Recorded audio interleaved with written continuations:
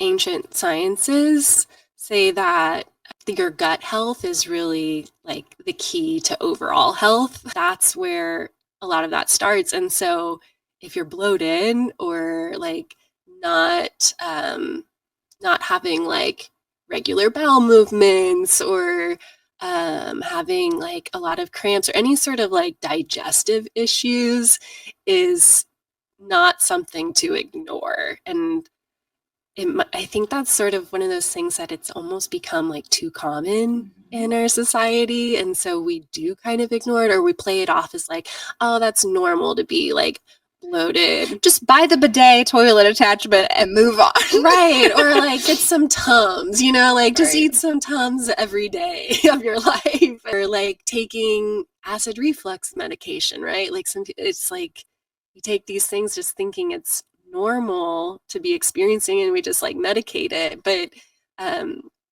the first thing is really to look at your digestion. And I'm really hopeful that this approach will make its way more into Western medicine.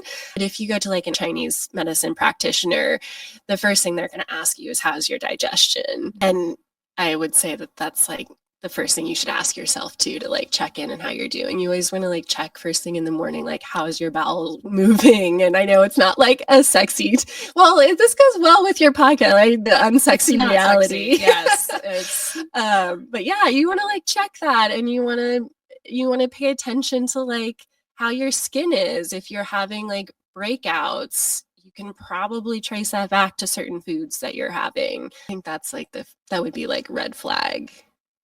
And you might also notice the mental side of it, because that connection is so strong between your gut brain health, is that it might show up as like anxiety or overwhelm or stress, right? Whether that's like physical or mental stress.